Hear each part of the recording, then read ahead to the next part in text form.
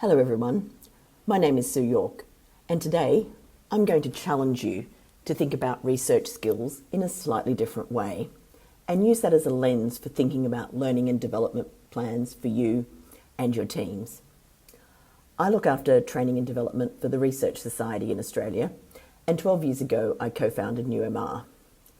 This means that I currently spend and have spent a lot of time over the last 12 years thinking about what the future of research and insights might look like. What skills, knowledge and experience the research and insights professionals of the future will need, and how we will obtain these skills. In short, I'm thinking about what does a learning game plan for researchers look like? What should people be doing now to stay relevant? And how do people set themselves and their teams up for success in terms of training and development?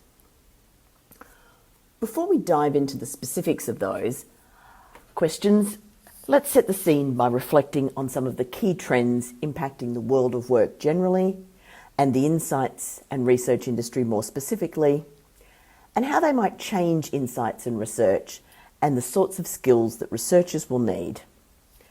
Ray will be covering many of these trends in more depth in his presentation.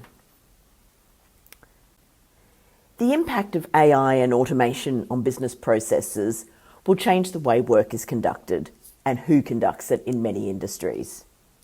Some jobs will cease to exist. Some tasks that were once time-consuming will be done in a much shorter amount of time and become a much smaller part of a role. But, of course, not everything that researchers do will be replaced by AI or automated.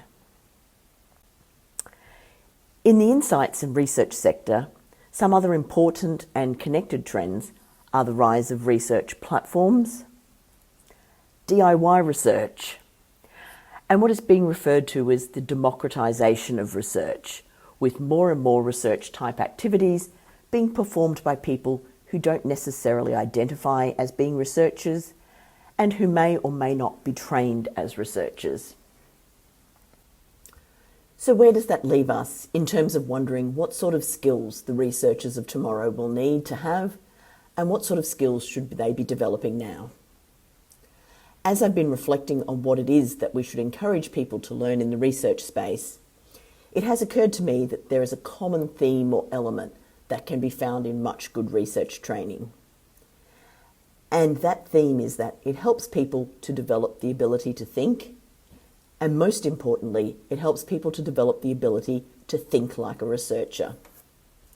And I've started to think of this as research thinking. So, what is research thinking? Like many things, it's easier to identify examples of what research thinking is and what it is not. It's easier to do this than to produce a definition. And in terms of my definition, it's a work in progress, so I'd be interested in your thoughts on what you think research thinking is. In my definition, there are a number of dimensions to research thinking. One of these is understanding the craft of research. And I do mean understand, not just execute or do research without understanding why things are done in a certain way. A research thinker needs to have the ability to define a research problem and questions, and be able to develop an approach that helps answer these questions. It's also about understanding the concepts, approaches, and techniques that are the building blocks of research. There are far too many to list here, but think about things like understanding when to use qualitative or quantitative research, when to combine both approaches, understanding approaches to sampling, having a knowledge and understanding of things like bias, validity, reliability, and generalizability, knowing how to pose questions for both qualitative and quantitative research, knowing when to ask direct questions and when to use other approaches, having an understanding of the principles that guide questionnaire development, knowing when to use in-depth interviews compared to focus groups, and having a view on when research should be conducted face-to-face and when it can be conducted online. And so many, many more things. All of those things you consider, compare, and trade off when you design a research study.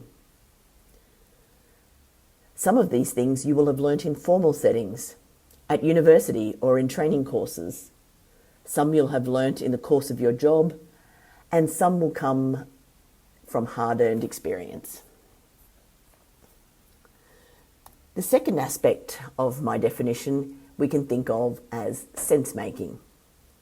Think of this as encompassing things like curiosity, critical thinking, developing and testing hypotheses, analysis and interpretation, synthesis, the ability to join the dots and make connections, being able to stress test findings and solutions against alternative positions, creating compelling narratives and storytelling, developing and presenting a point of view that others can engage with.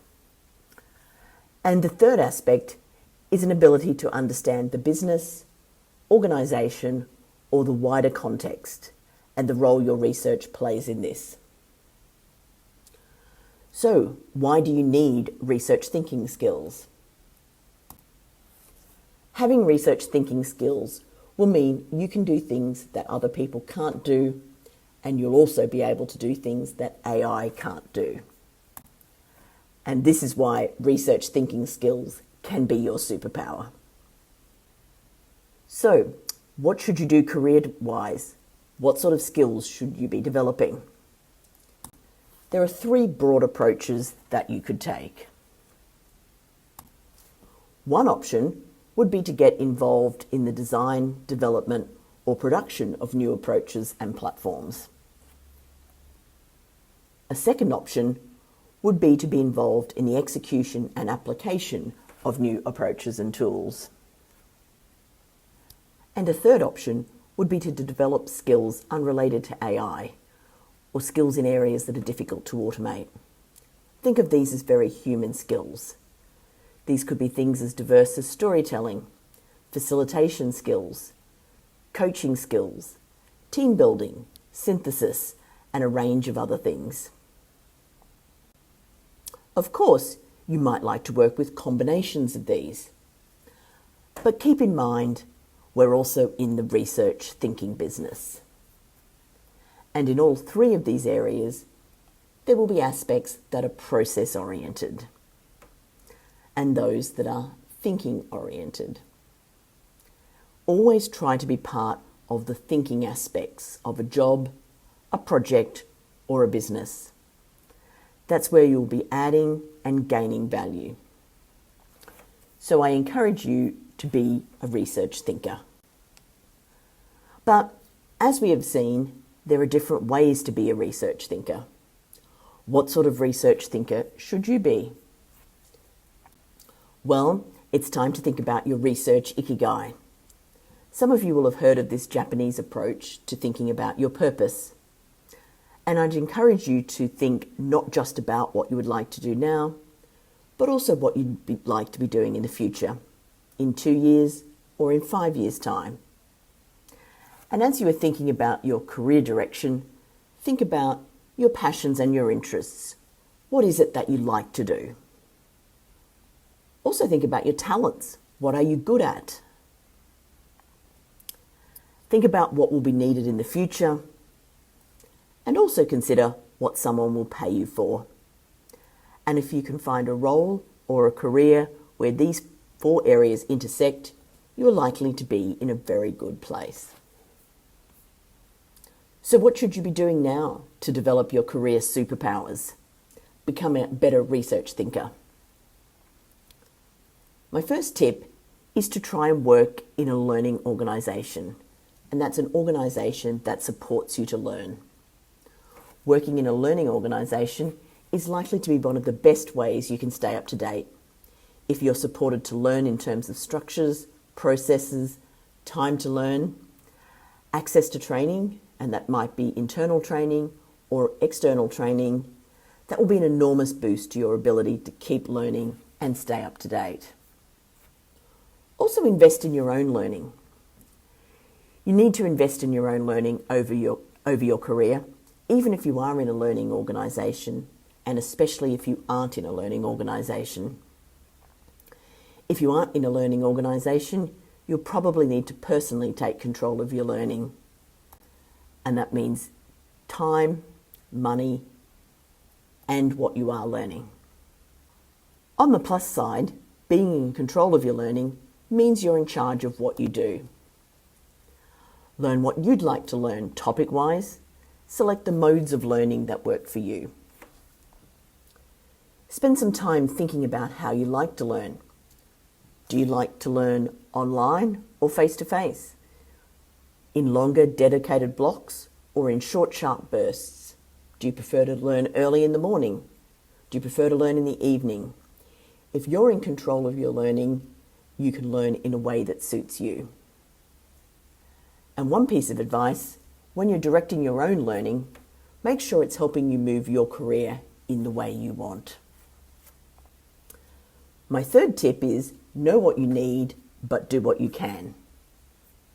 Work out what you need to learn and think about how you can do this. This might be about money, but it can also be about time. So look for options that will work for you. Consider this example. In the past, at the Research Society, we've run a course on mastering online and mobile qualitative research. It's a 6-hour course and participants will learn a lot. But you might be really busy at the moment or not have enough budget. One thing we've been trying to do is give people options for small chunks of targeted learning. So instead, at the moment, you might decide that this 30-minute option will work for you and give you the immediate skills you need, or some of the skills you need, and you'll do the longer course when time and/or budget permit. The most important thing is that you find a way to keep learning. You need to keep learning, but you may also need to unlearn. In this changing world, learning is important, but so is unlearning. Abandoning something that is no longer applicable or relevant. Check out a book called Think Again by Adam Grant, where he highlights the role of unlearning and rethinking. Make sure you take the time to plan and set goals. This will help you keep on track with your learning and development. Keep in mind whether skills are transferable. Focus on developing skills that are transferable and can be used in other organisations and across your career. If you have the choice between learning to use software platforms that are widely used across the industry, pick that rather than less widely used ones. Also think about building broader skills, things like leadership, management and managing people, building teams, mentoring and coaching, communication skills, presentation skills, writing skills, and influencing skills. And my final tip, and perhaps most important tip, is to be a thinker. Don't just be part of a process. And my final thought I'd like to leave you with is be a research thinker. It can be your career superpower.